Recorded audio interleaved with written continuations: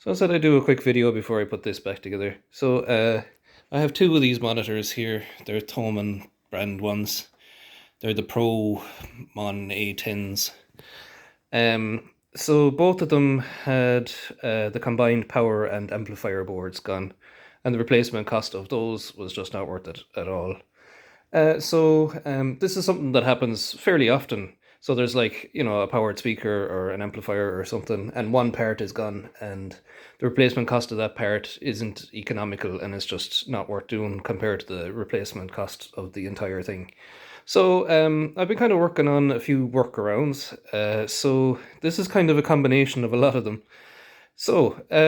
Yeah, I'll go through it. So this particular monitor is the powered one, and then I've converted the second one to passive, and then this one will power both of them. So I'll go through it from the power side first. So this guy is 36 volt power supply. Then that feeds this board here. This is the amplifier. The power rating doesn't make any sense, but it's able to drive these two speakers. Happy enough with it that way. Then we have a little preamp board here. It's actually a headphone amplifier, but it's the best one I've found for it. So what's powering the preamp is this little power supply down here. It's a mains TO 5 volt power supply. It's isolated, so that keeps any issues from happening between the preamp and the power amp regarding the negative or the earthing. Yeah, that's the main off-the-shelf bits, and then I've kind of built a little bit around it. So it has I'll come around the front here. So it has, that's master volume. Then we have individual volume for each one, on button. Then I converted the line voltage switch to be a ground lift. I'll label all this eventually, just to make it a bit clearer. So yeah, mostly all off-the-shelf bits. Little bit of work putting this together and finding what worked well with each other, especially finding the preamp that worked with the power amp. I had tried a few other different preamps, like a Fetzer. The Fetzer was not powerful enough at all.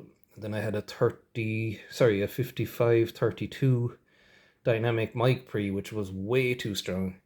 So this little headphone amp was, the Goldilocks one. What else to say? Yeah, so the original the original amplifier was bi-amped, and these drivers are, they have the high frequency driver inside the cone. Obviously I only have full range output. I don't have bi-amped outputs. So I built a little two component crossover, very simple, single order. It's mainly just the capacitor, and then that resistor's after the capacitor. It's a 10 watt 1 ohm resistor, just to kind of help protect the high frequency driver. Yeah, all done by sound. So I heard the resistance on this driver was a bit weird, the DC resistance. So I couldn't really kind of figure out what sums to do to kind of pick a crossover point. So I kind of trialed a few different values, and this one seems to work well. It's crossovered fairly high, and it sounds good. So happy enough with that. So that's kind of the process that I went through with this. Yeah, happy enough with the sound.